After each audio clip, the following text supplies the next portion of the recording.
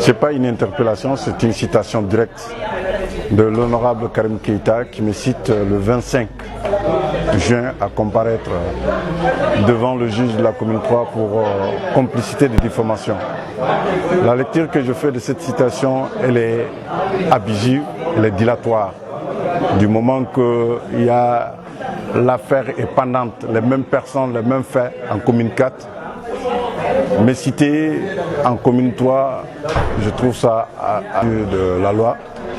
Je suis prêt à aller répondre à cette citation.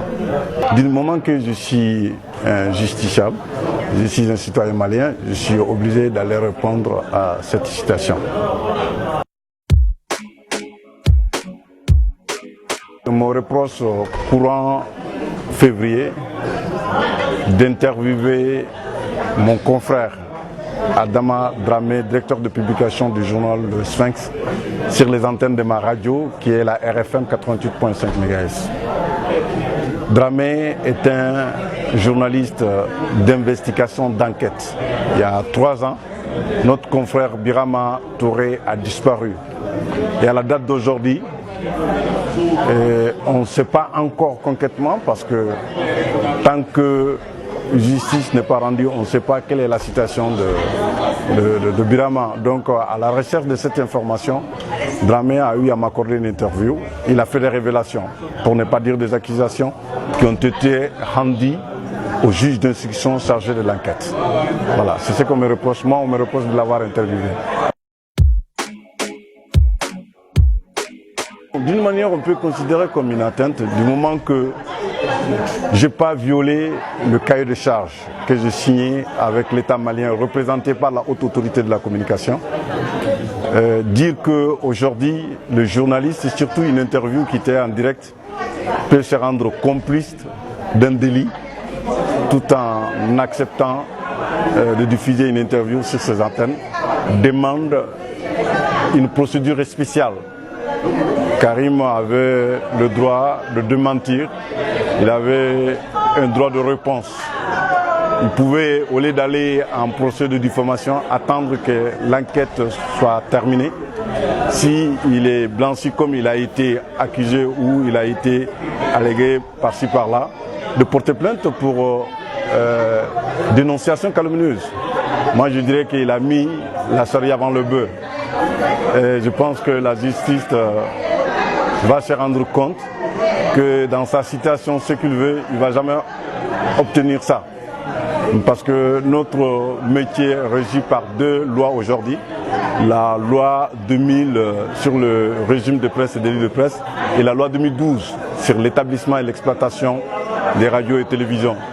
Pratiquement, je suis beaucoup visé par cette deuxième loi parce que, comme vous-même vous l'avez dit, je suis promoteur de radio, je suis promoteur de chaîne de télévision et ça fait plus d'une vingtaine d'années que j'exerce ce métier.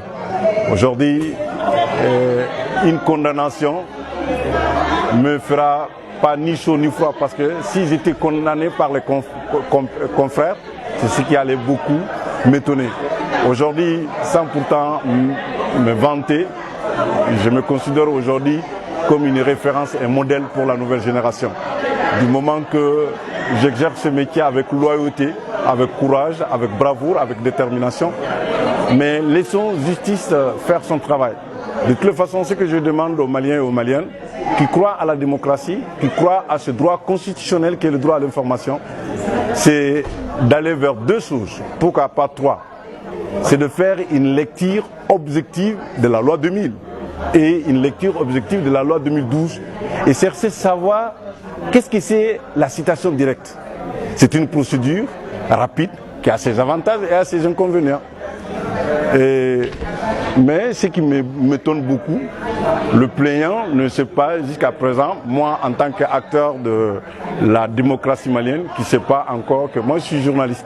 Or, depuis que je suis né au Mali, je n'ai exercé aucun autre métier au Mali si ce n'est pas le métier de journaliste. Non, ce n'est pas pour me soutenir, parce que ma personne n'est rien